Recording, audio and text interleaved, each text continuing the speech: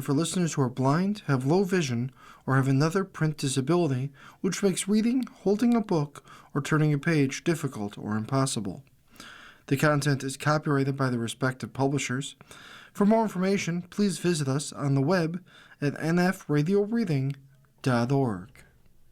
Hello, this is Patricia Mary, and for the next hour, I will be reading from the December 27th, 28th issue, Saturday, Sunday, of Off Duty from the Wall Street Journal on the Niagara Frontier Radio Reading Service. From the fashion page, sick of your winter coat? You need a layering lesson. A women's wear guide to shaking up winter outerwear, from strategic layering to smart accessorizing.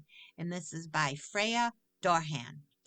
Every December, Nicola Parrish says she'll find herself bored to tears by her roster of winter coats. For the owner of Parrish PR, a Manhattan talent agency that oversees red carpet events, an average night on the job might mean standing through hours of snow, sleet, and sub-zero temperatures. I have to look sharp, so I can't wear hats or any distracting accessories, she says. Her default look until March? Heavy black wool coats and a trusty vintage floor-length shearling. Sometimes all I can do is put on a red lip to mix it up a little, Parrish laments. Bonnie Quinn, an anchor for Bloomberg in New York City, said she deals with a similar dilemma: how to pull together stylish, on camera outfits that keep her warm while giving the impression that I'm almost always enjoying the cold. Coats and jackets by Natural Unitarian are some of the trickiest pieces to style, and since most of us have just a few in our wardrobe, the easiest to tire of. It's easy to get stuck in a rut with the same black coat, says New York stylist Bailey Moon. He says he regularly brainstorms how to spice up dull winter looks with his clients, who run the gamut from politicians to actors. The good news: with the right styling tips and smart tweaks to your coat closet, you really can build a wardrobe cohesive story around one outerwear piece, Moon added. Ahead, a guide to reinventing your winter wardrobe's most valuable players. From how to layer creatively to ways to style scarves and master the art of an oversized fit. The first one is called proportion play. Sometimes the difference between a coat looking like Zara or the row to going oversized, says New York stylist Caitlin Burke. In addition to conveying model off duty vibes, a roomy takes allow for serious layering.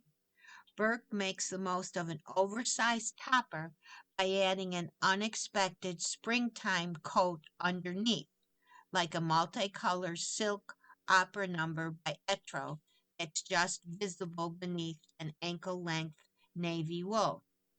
To pull off a sandwiched look, says Moon, the building blocks should go from thinnest fabric to thickest, with the longest coat on the outside. Otherwise, it's too complicated and creates bulk. Not a fan encasing your arms in multiple sets of sleeves? Try a long, cozy vest, which can add a hint of visual interest at the neck. I have a vest with a big fur collar that I love to wear underneath my coats, Burke says. If the vest is a similar length to a coat or longer, she might wear it on top for more of a Sachi effect, inspired by the Japanese label's architectural layering. Color and texture theory is next. Neutrals can do no wrong, according to Moon, who says that any way you layer and combine navy, beige, black, and white is near guaranteed to work. Still, that's not a free pass to overlook statement shades, especially on drab winter days. To add oomph, Moon reaches for jewel toned liner coats or accessories, which he says tends to flatter all skin tones. People always have a neutral coat that they can use as a base. A pop of ruby red, sapphire, deep purple, or emerald somewhere can go a long way. As for fabrics, Burke says that texture on texture can be tricky. Pairing bochet coats or jackets with fur or shearling ones takes some styling practice. If you want to keep it chic but easy, stick to small accessories for a dose of contrasting texture. One hero material when it comes to coat layering, leather, which is naturally windproof. Quinn says she has a newfound fondness for wearing slim fitting leather jackets underneath her overcoats. Neck and neck. While Prada is selling a tri-colored collar coat for $6,000 this season, Burke says you can easily DIY your own version by swapping out boring collarless quilted liners for underlayers that will make a statement at the neck. Pull out the collar of a plaid or a patterned jacket or duster coat and fold it down on top of your classic black coat, she suggests. Don't overlook reworking the pieces you already own. Recently, Moon was helping his mother clean out her closet when they came across an old mink coat that she felt was dated.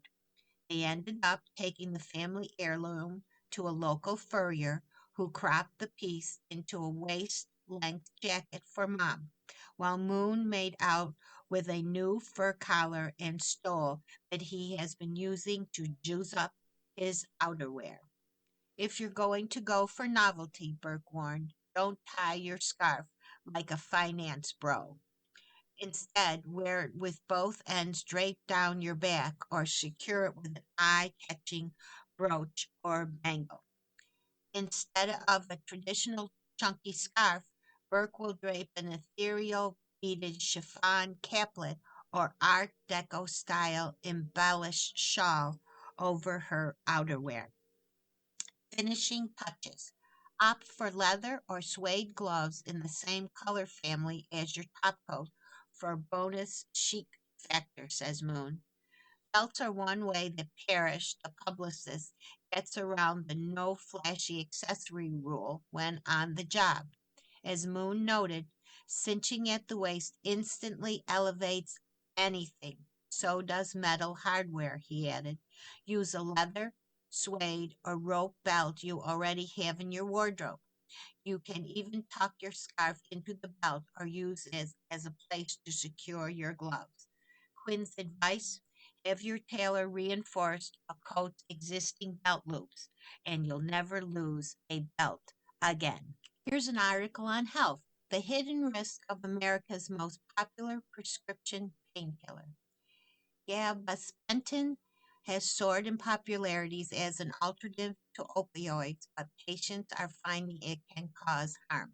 And it's spelled Gabapentin,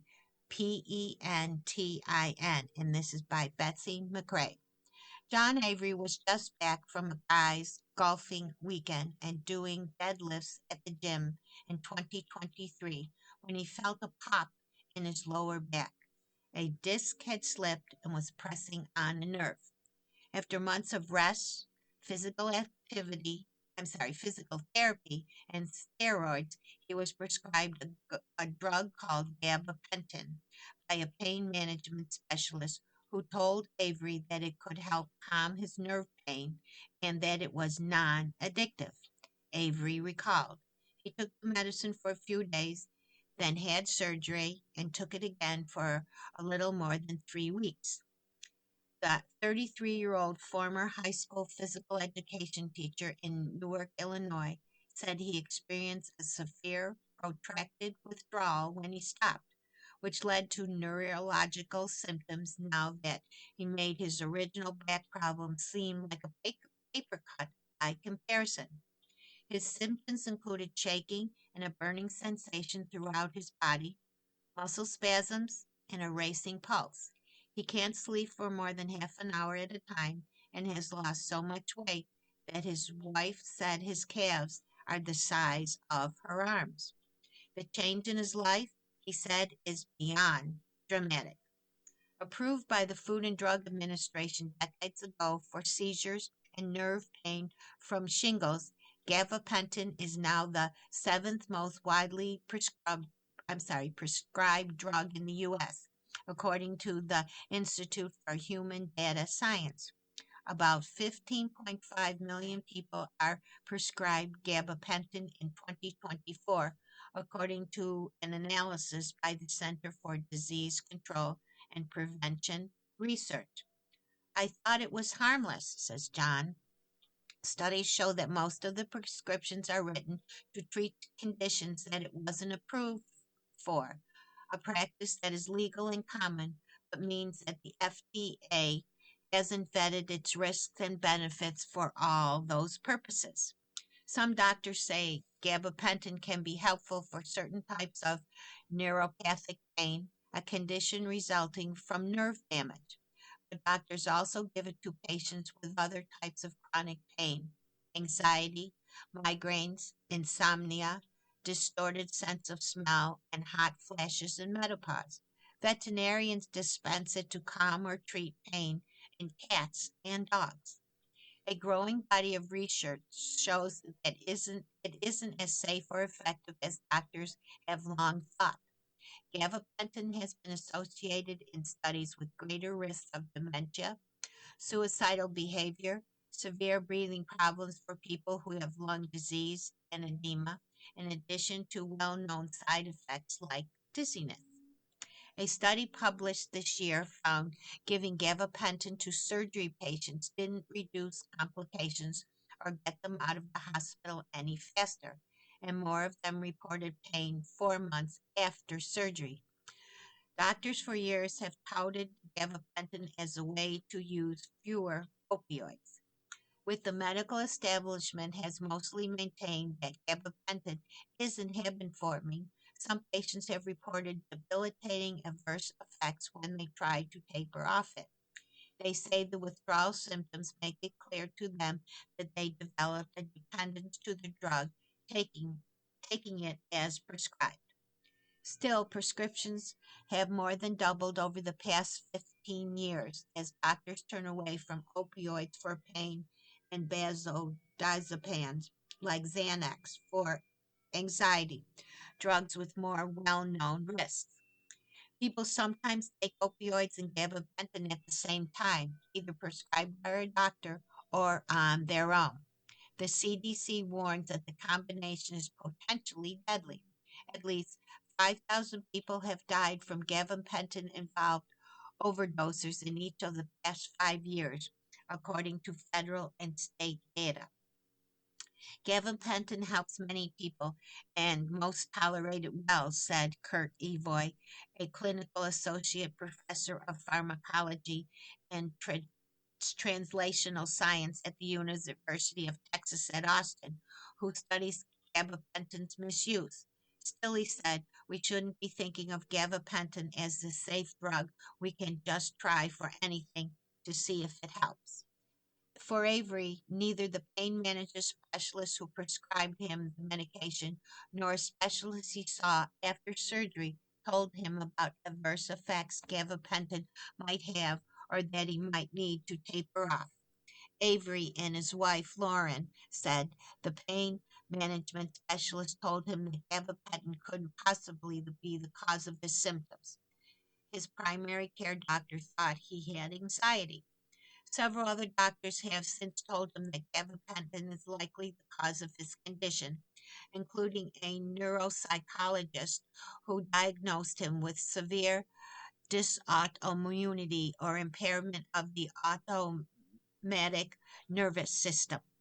Treatments he has tried, including other medications, have only made it worse, Lauren says, who is his wife. John now lies every day in a dark room on the first floor of his mother's house. light, screens, noise, and boisterous of his toddler and preschool-aged children at his home set off more symptoms. I thought it was harmless, he said of the drug. Had he known the risk and he should have reduced his dose gradually when stopping it, I would have never taken it. I cannot function. Gabapentin quiets nerve firing in the spinal cord and brain. It works in about 12 separate chemical pathways in the body, making it a complex drug that can act differently in different people, says Dr. Mark Russo, a pain specialist and researcher in Newcastle, Australia, who wrote a 2022 research article titled Gabapentin Friend or Foe. Sorry. He called the drug a two-headed Janus, useful when prescribed for the right condition, but harmful when it was prescribed for other conditions, producing side effects or has no benefit. The trouble is that this two-headed nature is appreciated by about 5% of doctors, in my opinion. He said he wanted to help patients in pain, and there's not a lot of great options, says Dr. Christopher Goodman. The majority of patients prescribed gabapentin are over 65. More than 90% of Medicare beneficiaries who receive gabapentin within a month of reported visit with the prescribing doctor got it for an off-label use, according to the Wall Street Journal analysis of Medicare claims data from 2020 through 2022 that matched up prescriptions with diagnosis. One big reason for gabapentin's popularity is simply that there are a lot of patients in pain, with pressure on medical providers to evaluate and help patients quickly, and few perfect medicines to treat them, says Dr. Christopher Goodman, clinical associate professor of internal medicine at the University of South Carolina at Columbia. We want to help patients in pain, and there's not a lot of great options. He co-wrote a study finding that evidence is limited for off-label use of gabapentinoid drugs, including gabapentin and other drugs in the same class.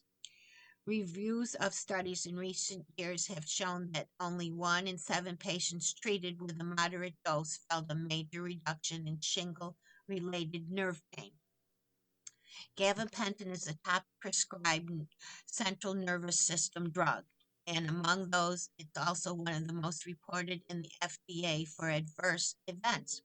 Healthcare professionals, patients, and manufacturers reported that 5,300 adverse events involving gabapentin in 2025, including a 21% jump in life-threatening complications compared with 2024. Hospitalizations have also risen. Many patients say doctors are often unaware how difficult it can be to quit. Jessica Carmen has been taking gabapentin for about a decade for anxiety and felt it helped, but the 38-year-old in San Antonio is trying to get off it. She became worried about dementia when she noticed her short-term memory fading and that she was dropping things and tripping over her own feet. She also has experienced tooth decay, and her dentist suggested that gabapentin might be a contributing factor. When Carmen has tried to reduce her dose, she said her body aches. She feels desperately tired and has become disoriented. She has stayed on the same dose for several months. She never would have taken gabapentin if she knew that back then when she knows now. I just don't think it's something that's meant to be used long term like this. You are listening to reading of articles and features from Off Duty from the Wall Street Journal on the Niagara Frontier Radio Reading Service. This is from Off Duty Travel, how to spend a weekend in Vancouver's Chinatown, its most exciting neighborhood. It was in decline, but a flurry of new restaurants and chic cocktail bars is putting the neighborhood back on the tourist map as the place to be on Friday night. And this is by Shadar Navarra. On any given Friday evening, downtown Vancouver's East Pender Street, the heart of Chinatown, hums with activity. Neon signs glow from storefronts. Street vendors perfume the air with aroma of grab-and-go treats, and lines snake their way into restaurants and bars. Visitors might struggle to gasp that this place was, until recently, a largely forgotten relic of Canadian history. To better understand the boom bust boom trajectory of Vancouver's Chinatown, start at the Chinatown Storytelling Center, a multimedia gallery opened in November 2021. It has photos, maps, and short films that trace the Chinese Canadian experience, starting in the late 1880s when a wave of immigrants arrived to build the Canadian Pacific Railway. As new arrivals moved into cities, an 8 by 5 block pocket of downtown Vancouver soon grew into Canada's largest Chinatown, with bustling mahjong parlors, herbalists, and community centers. The Chinese Canadian Museum chronicles its early history too, including its darker side. Since opening in 2023, the museum has staged various exhibitions chronicling the 1923 Chinese Immigration Act, a law that severely restricted arrivals from China and prompted Chinatown's decline. In the 1990s, the neighborhood was further hollowed out when rising crime spurred an exodus to the suburb of Richmond, which was soon being described as the most Chinese city in North America. Raise a Rock's Glass. Over the past decade, Vancouver's original Chinatown has been diligently rehabbing its image. To experience the fruit of those efforts, head to the new cocktail bar Mio, where the interiors take cues from the clandestine opulence of Hong Kong's love motels, and an Asian-inspired drink list includes a spicy margarita with Korean melon milk and a grasshopper made from pandan and Thai basil sorbet. Mayo's co-owner, Tanis Ling, who spent many weekends in Chinatown with her family as a child, has helped instigate Chinatown's resurgence. In 2010, she opened Baobi, a modern Chinese restaurant that preserves to this day, serving dishes like beef tartare with burned scallion oil and spongy buns stuffed with braised pork belly and fermented mustard greens. In 2016, she partnered with chef Joel Wannabe and Ain Chow to open a Michelin stars Japanese Italian restaurant called Kissa Tanto. A few doors down from Baobi stands another modern Chinese pioneer, Tian Hu's Kiefer Bar, opened 15 years ago. The apothecary themed menu includes creative cocktails like the Kiefer 75, a refreshing blend of gin infused with dragon fruit, lavender, lemon, and sparkling wine. Hood, Ling, and other entrepreneurs paved the way for places like Liuao, a speakeasy inspired by Prohibition era Shanghai. Opened behind a dumpling joint in 2021, it carries a deep inventory of the Chinese distillate Baijiu. At its Indian-inspired sister bar, Baghia, order the elephant's child, made with a toasted rice-infused rum. Pack light. In 2022, Barry Lamb relocated his menswear boutique, Private and Company, which carries trendy Japanese denim and hard-to-find sneakers, at East Bender Street.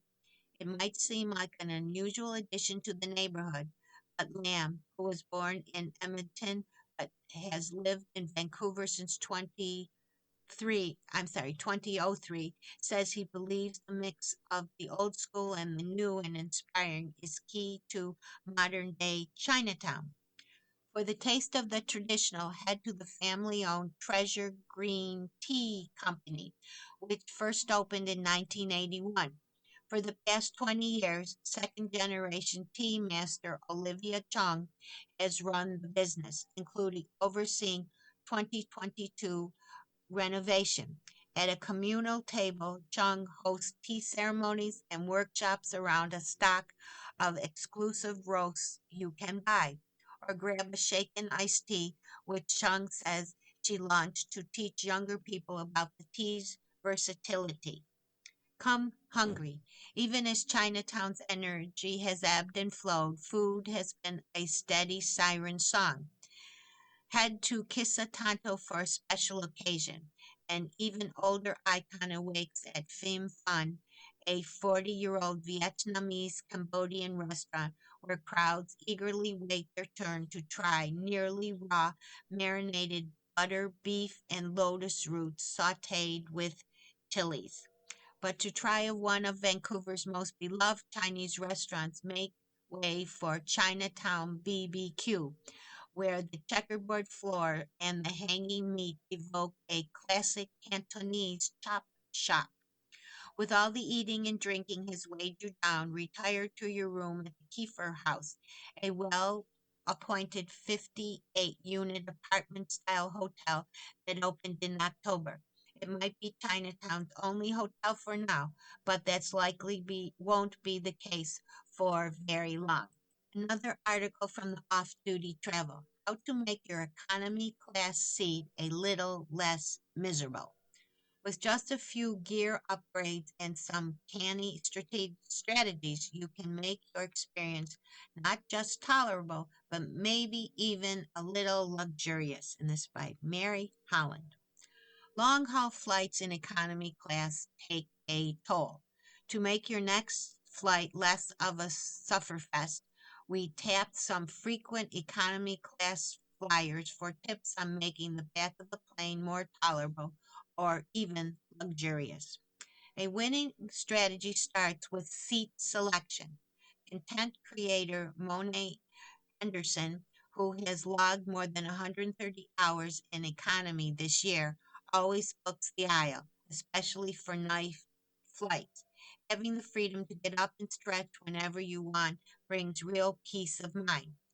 To optimize entertainment, Hendrickson preloads movies on her devices, but also queues up an audiobook or two for when my eyes need a break from screens. She still packs corded earphones for in-flight entertainment systems along with the Apple AirPod Pro 3, which she loves for their size and noise canceling capabilities. Thankfully, more airlines are adding Bluetooth capability to screens, but meanwhile, consider investing in the AirFly Pro 2, a tiny $60 dongle that plugs into the seat back screen and lets you use wireless headphones. The undisputed best way to spend 13 hours in a cramped seat? Asleep. These days, travel pillow options extend well beyond neck brace style cushions. Side sleepers, for example, swear by the TELT, it's TRTL pillow, which wraps around your neck like a sturdy, supportive scarf. I could never sleep on flights until I bought this pillow, says Hendrickson. I love that it holds my AirPods or my earplugs in my ears while I'm resting. Other options like the Thermo Rest Lumbar Travel Pillow are designed to be tucked behind your lower back. Pack an easy-to-reach care kit, advises Hong Ni Yoon, who shares cost-saving travel inspirations on Instagram as at Travels on Budget. Along with snacks and electrolytes, Noon always brings a business class worthy toiletry bag that includes a toothbrush and face wipes. Brushing my teeth mid flight makes a real difference, she says. One feature you'll see in business class seats that you'll seldom find in economy class are footrests. Companies like Everlasting Comfort sell packable foot hammocks, which can be hung from your tray table. If you're in an exit row, you might also have enough space to place a small inflatable footstool like the one from Sunay, Sunany, available on Amazon. Just make sure to check whether your airline allows either option, as regulations differ during carriers. Here's another article from Off Duty Travel: Room, Board, Adrenaline, the Rise of an All-Inclusive Adventure Resort. Many travelers crave outdoorsy adventures, but not the headache of planning a complex hike or fishing trip. Solution: these hotels where activities are folded into the price. And this is by Emily Pennington. Chris Levinson was skeptical when she stepped off a tiny bush plane and into the vast Canadian backcountry. In remote locations, lodges often offer all-inclusive packages because of the lack of other restaurants or amenities nearby. At Western Australia's Nigalo Reef, set aside the Indian Ocean's aquamarine waters, the nightly rate starts at about $520 per person, but that also covers snorkeling expeditions, kayaking, excursions along the reef, and guided stargazing quests. Costa Rica's lodge is also so remote that visitors must arrive via whitewater raft or by air or a rutted four-wheel drive only road.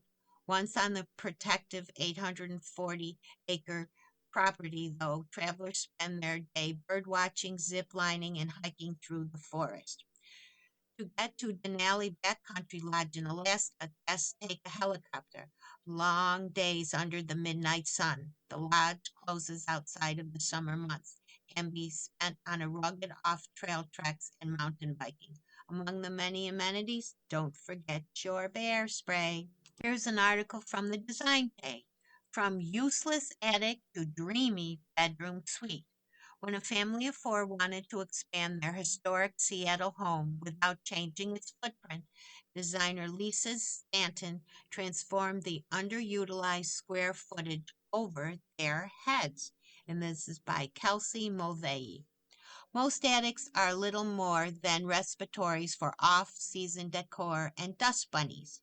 But when a young family of four approached Lisa Stanton for help reimagining the upper level of their Seattle pre-war colonial, the designer discovered a space full of untapped potential.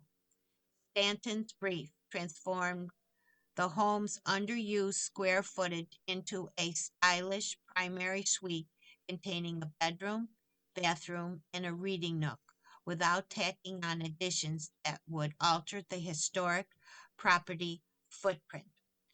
Though the existing 538 square foot attic contained a small finished portion, the remainder was raw, cluttered with insulation and ductwork.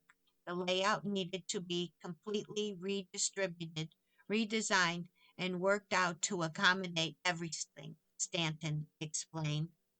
To pull off the task, the designer navigated around the home's sloped roofline as though she was playing a game of Tetris. This kind of space is almost like living on a ship, she said.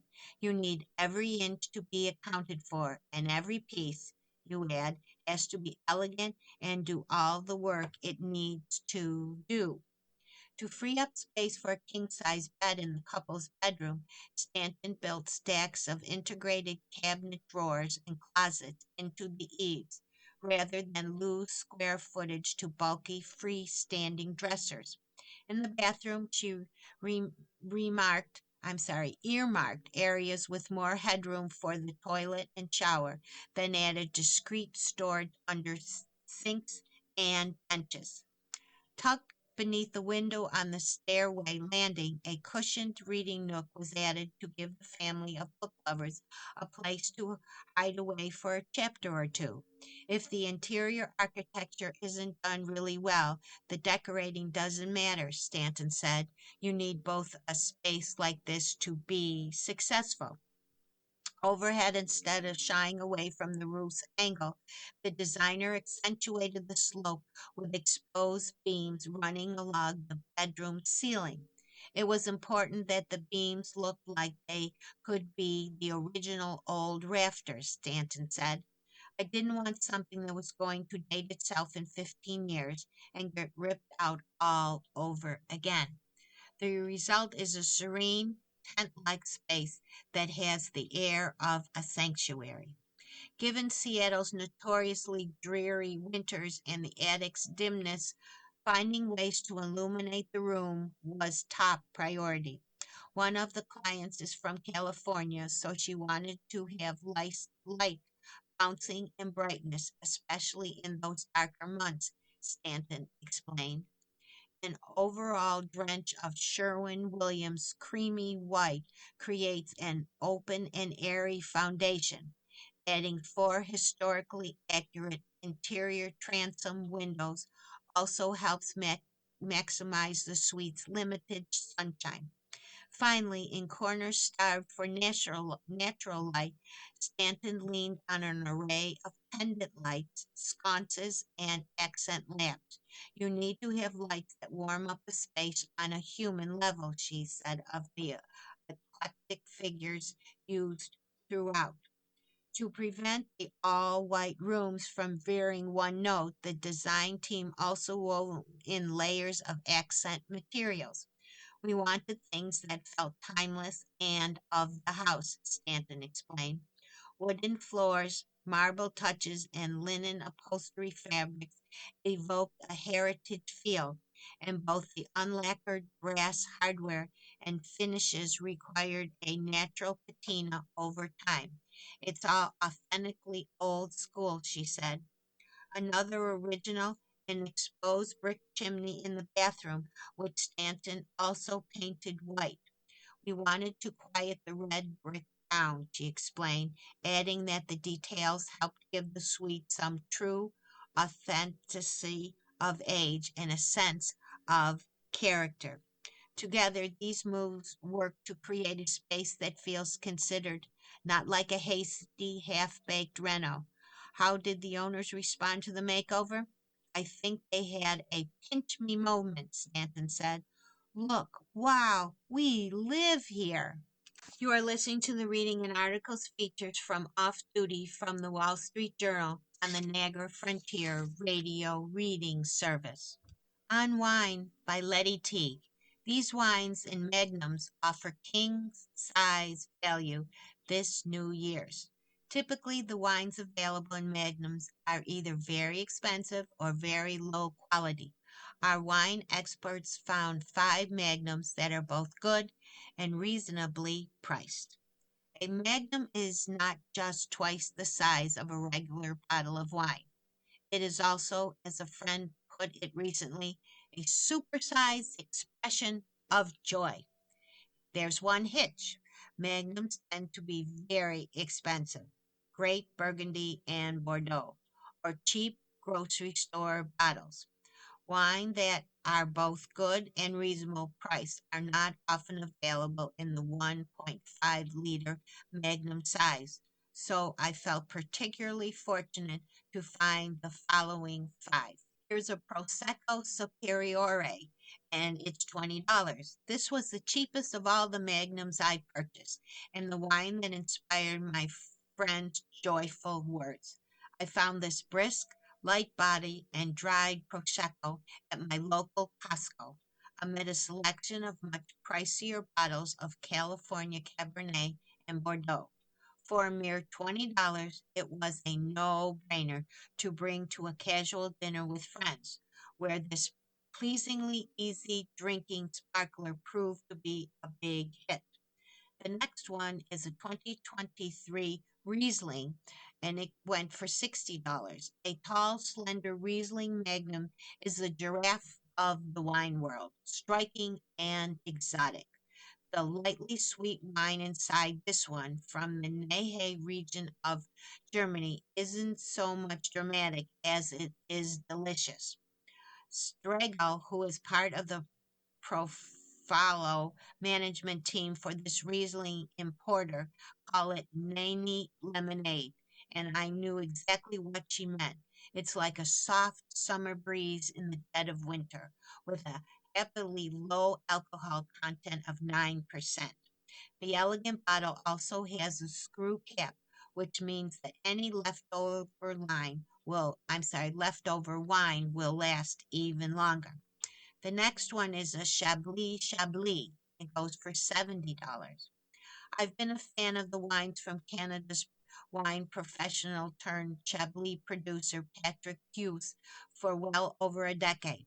He produces stout, minerally whites with grapes sourced from all over the stored Burgundy subregion of Chablis, from entry-level bottles like the Terrier de Chablis to his Grand Cru offering from vineyards like Bourgogne and Licos.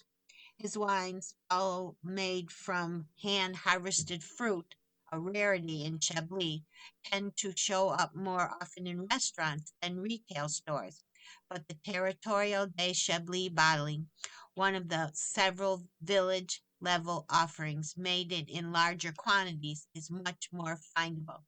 Still, a limited number of magnums are produced, so it's worth asking your local wine merchant to special order a bottle or three of this zesty, mineral driven white for your holiday party or to gift to a particularly worthy friend. The next one is a Nebbiolo, which sells for $65. As a big fan of the wines from the estate in the Italian's Piedmont, I was particularly excited to find this magnum size offering in a New York wine store. The winery's founder, Aldo, was one of the first Piedmont producers to farm his vineyards organically more than 50 years ago. Aldo is particularly well known for its long lived Barololos, but this Nibolo gives a taste of those wines for a reasonable price. It's a particularly toothsome, sabid red marked by notes of red fruit and spice and a wonderful match with a wide range of foods. The next one is a Fleuret, which is sells for $65. I buy this wine from one of the most reliable good estates in Bordeaux year in and year out in both regular and magnum size. The Cordot family produces a number of Fleuret wines at their estate. This one, from their oldest vines, is produced entirely from a vineyard in the village of Fleuret. The name Tarbet translates as late or delayed, a nod to this wine's ageability. This bottling from the challenging 2024 vintage is quite accessible now. Marked by the notes of spice and cherry, the deep red wine is soft, succulent, and eminently drinkable. A wine for a special occasion or a Tuesday night with friends. Indeed, you don't need to have a party to enjoy a magnum. All the wines listed here can be recorked and saved for the following day or two, save perhaps the Prosecco. Wine oxidizes more slowly in larger vessels, so a recorked magnum endures longer than a regular sized bottle, therefore prolonging the joy. From the fashion page, the most legit workout clothes for men, according to coaches and hardcore hikers. Forget pricey, fashiony exercise apparel. We grilled pros on the best clothes, shoes, and gadgets just in time for extremely ambitious 2026 fitness goals. And this is by Matt Alash. The past decade has been a strange one for hikers. They've had to look on as brands they've worn for years, often in defiance of coolness, become trendy. Today is a part of the widely embraced grower core trend. Brooklyn hipsters peacock in salmon sneakers designed for summiting Mount McKinley or shell jackets originally built for Mont Blanc. Meanwhile, the high fashion brands have launched one inconceivable collaboration like the North Face X Gucci and Jill Sander. As the kind of design gear, unlike to leave the sidewalk, let alone scale K2, has proliferated, it's gotten harder to filter and find the low key stuff that truly geared toward hiking, running, and working out. You know, the most legit apparel and gadgets. We wanted to know what the experts swear by, so we asked 9 from marathon runners to fitness trainers to a man who has climbed Everest for their picks. These items generally won't cost the earth and can serve both hardcore athletes and leisure hikers or joggers. As we prepare to set your overly ambitious 2026 fitness goals and burn off the holiday extra pounds. Take note. For the great outdoors, when Leaf Whittaker 40 says he has mountains in his blood, he's not exaggerating. His father, Jim Whittaker, was the first American to climb Everest. Based in Bellingham, Washington, Whittaker is a coach at Evoke Endurance, a mountain and endurance sport coaching company, and he also has summited Everest twice. For him, dressing for the mountain is about layering. I don't believe there's one jacket that will do everything. It's a system. Each piece has its own purpose. When Whittaker hikes the mountaineers in cold weather, he starts with a merino wool base layer, either from Denver brand Smart Wool or New Zealand's Icebreaker. Merino is soft on your skin, keeps you warm even when it's a little damp, and wicks away moisture, he says. Synthetic base layers can smell, says Tyler Reed, 41, founder of Pacific Alpine Guides, a ski and mountain guide service in Winthrop, Washington. They tend to absorb body odor. Next, a light nylon water repellent windbreaker is essential to trap the heat in and block the wind, says Whittaker, who uses a Patagonia Houdini hooded jacket that sells for $109. When Jack Kinzel, a competitive trail runner and coach at Evoke Endurance in Salt Lake City, runs in the mountains, he uses a Rab Phantom jacket. The 30-year-old calls it a super light, ultra packable, waterproof layer. For hikes in colder climates, Whittaker adds layers on top of his windbreaker, such as a synthetic filled vest. We're not talking about a thick, puffy vest, more of an athletic cut so it breathes well and moves with you. He recommends the $199 Downer vest by Wyoming brand Stero or Patagonia's slightly warmer Nano Air range. For the outmost layer, he suggests a Gore-Tex shell jacket from Atrix, calling the Canadian brand a standard. Look out for SV on its outerwear, denoting jackets built for severe weather. They cost around $900 and the brand's most bombshell-proof jacket, he says. The Artex also offers cheaper lightweight, which is LTW jackets for less brutal conditions. Always size up. Whittaker stresses so you can fit layers underneath. On his bottom half, he goes for a Patagonia's Alpine Guide pants. For shoes, Reed and Whittaker recommend a comfy trail runner rather than a heavy hiking boot. Trail running shoes these days are so well engineered, they have incredible traction and they also are comfortable, says Reed, who wears the $225 Produo Pro from La Sportiva. Whittaker recommends the $150 Brooks Cascadia and calls Sapre and La Sportiva very high quality brands for serious mountaineers.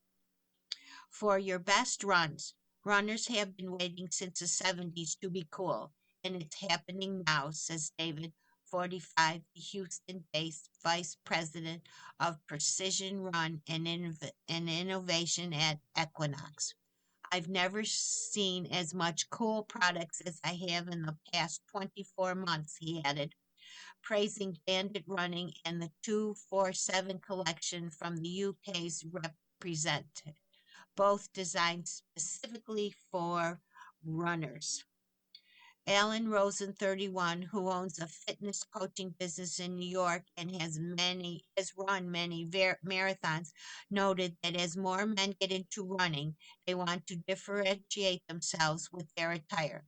Currently, his favorite labels are niche brands from London's UVU and Paris's Satisfied. The latter's Moth Tech t-shirts are particularly innovative, he says, with laser cut holes that help airflow.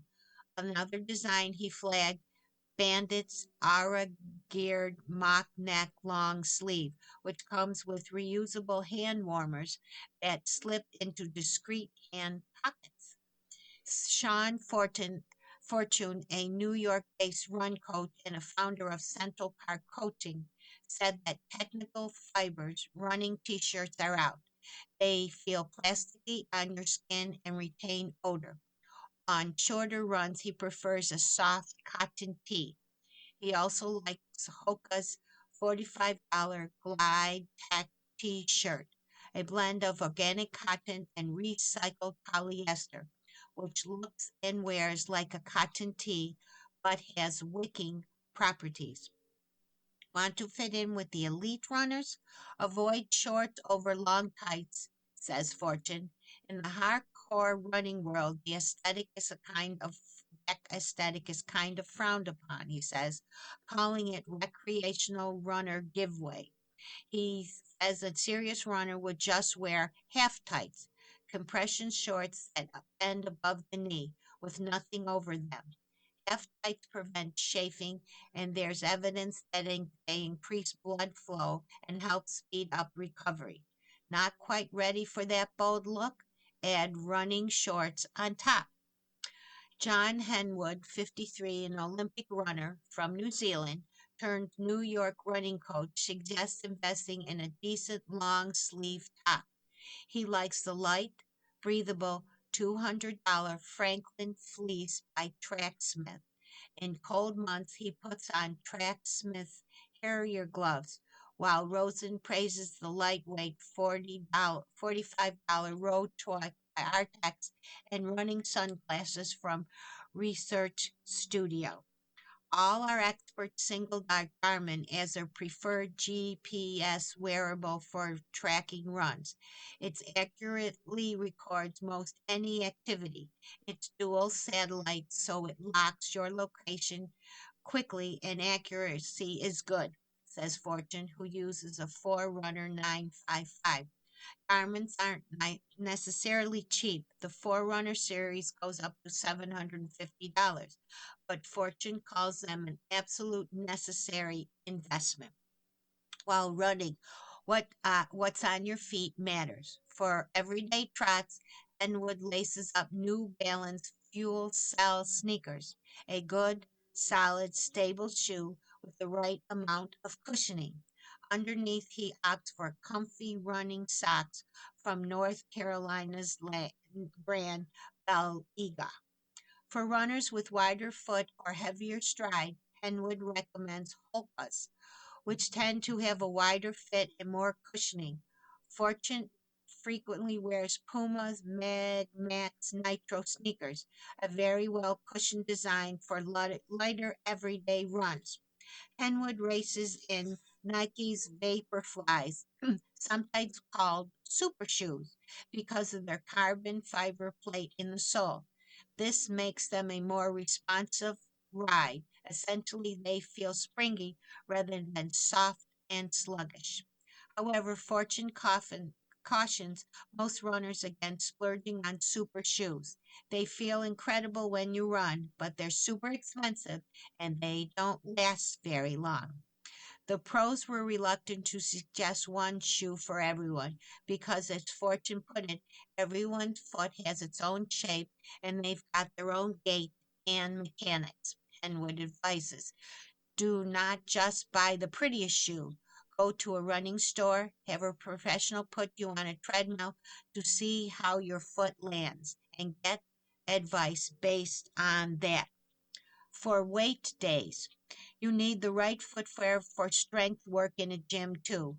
I die little every time I see somebody squatting in big fat hokas, says Rosin. It's so unstable. Sean Alexander, the Nashville based founder of online fitness coaching platform Simple Approach, agrees that you want the flattest base possible when lifting weights.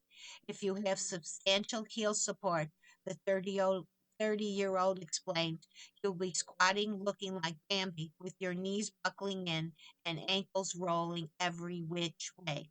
Rosen tells the men he coached to try lifting in their socks. That gives them a sense of stability and ground feel. Alexander, meanwhile, is a barefoot guy. Rosen thinks shoes made specifically for strength training are overkill for most gym goers. If you're not eager to lift in socks or barefoot, Rosen and Alexander suggest low profile, inexpensive kicks like Vans or Adidas Sambas. For gym apparel, Timothy Francois, 29, a New York fitness coach, likes rose t-shirt and tank tops. He finds them breathable and slightly more figure hugging than other brands. You can tell you're making progress, whether it's losing some belly fat or your biceps are getting bigger. If the thought of a tighter top doesn't appeal at the start of your gym journey, simply size up. Francois favors Asics running shorts with built-in compression shorts, particularly for men with large quads like him. It's a reasonably price point and the quality is great. Most pros are skeptical for tech in the gym. When I'm personally training, I take off my Garmin, my Aura Ring, and Apple Watch, says Rosen. I know the metrics that matter are how much weight was moved, how many reps did I get. He thinks wearable can stop people from feeling a connection with their body. The most advanced tech he uses to track workouts is Notes app. You have been listening to the reading of articles and features from Saturday, Sunday, December 27th, 28th issue of Off Duty from the Wall Street Journal. We read from Off Duty every Saturday at 6 p.m. Your reader has been Patricia Mary. Thank you for listening. God bless and be safe out there. Happy New Year. All the best in 2026. Coming up next in the Niagara Frontier Radio Reading Service, we have Harper's Magazine. At 8 o'clock, we have Sports Illustrated. At 9 o'clock, we have The Athletic, a section of the New York Times. Stay with us for these readings and more through the rest of the evening.